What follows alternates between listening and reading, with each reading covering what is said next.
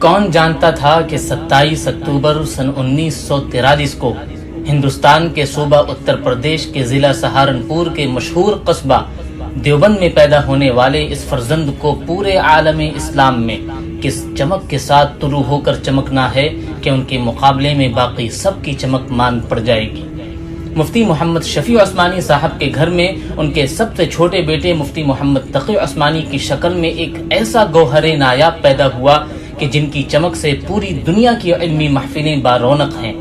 اگرچہ مفتی محمد تقی عثمانی صاحب اپنے والد کے سب سے چھوٹے بیٹے ہیں، لیکن وہ اپنی خدمات میں اپنے بڑے بھائی مفتی محمد رفیع عثمانی صاحب سے بھی بہت آگے ہیں۔ اگر حقیقت حال کو مد نظر رکھا جائے تو موجودہ دور میں اہل حق میں ان کی ٹکر کی کوئی دوسری علمی شخصیت پاکستان میں تو کیا پوری دنیا میں دیکھنے کو نہیں ملتی۔ 7 بر اعظم میں پھیلی پوری امت مسلمہ میں یہ ایک واحد شخصیت ہیں جن کی بات پر عجم، عرب اور دنیا جہاں میں پھیلی امت مسلمہ سر تسلیم خم کرتی ہے، اور ہر مشکل گھڑی میں پوری دنیا کے مسلمانوں کی پہلی اور آخری نظر انہی کی طرف جاتی ہے۔ دوستو، آپ کو بتاتا چلوں کہ ایک مرتبہ افریقہ میں قادیانیوں کے متعلق غیر مسلم ہونے کے سلسلے میں کیس چل رہا تھا اور عدالت میں دلیلیں دینی تھیں،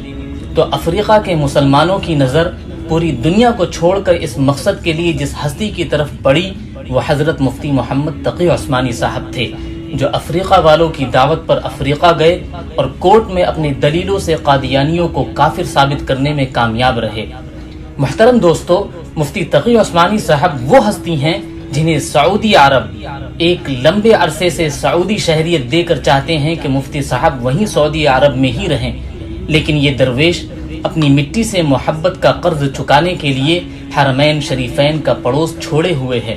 جنہیں ان کے ملک کے حاکموں نے بھلے ہی ملک کا سب سے بڑا ایوارڈ نہ دیا ہو، مگر دنیا کے بڑے بڑے بادشاہوں نے ان کی دینی خدمات کے اعتراف میں انہیں اپنے ملک کا سب سے بڑا ایوارڈ دیا ہے۔ محترم دوستو، آپ کو جان کر یہ حیرانی ہوگی کہ صرف اسلامی دنیا کے حکمران ہی نہیں بلکہ انگلینڈ کے سابقہ وزیر اعظم ڈیوڈ کیمرون سے شمالی امریکہ کے حاکموں تک مفتی تقی عثمانی صاحب سے وقت لے کر اسلام کے نظام معیشت یعنی اکانومی سسٹم پر مشورہ لیتے ہیں۔ دنیا کی نامور اور مشہور یونیورسٹیز سے لے کر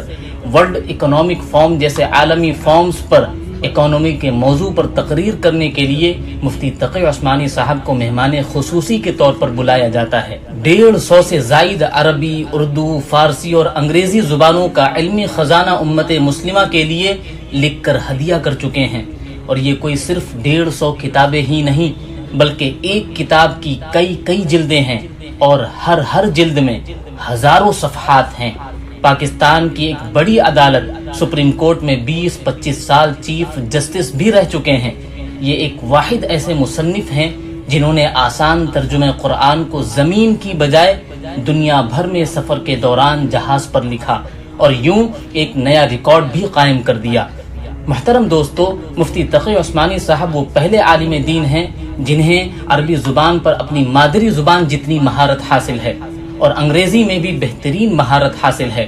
اس طرح دونوں زبانوں پر مکمل عبور کی وجہ سے ان کا لکھا گیا انگریزی ترجمہ قرآن آج یورپ میں مسلمانوں کے گھر میں موجود ہے، جس سے وہ قرآن کریم کو آسانی سے اور صحیح طور پر سمجھ پا رہے ہیں۔ دعا ہے کہ اللہ تعالی مفتی تقی عثمانی صاحب کو صحت کے ساتھ لمبی زندگی عطا فرمائے۔ والسلام علیکم ورحمۃ اللہ وبرکاتہ۔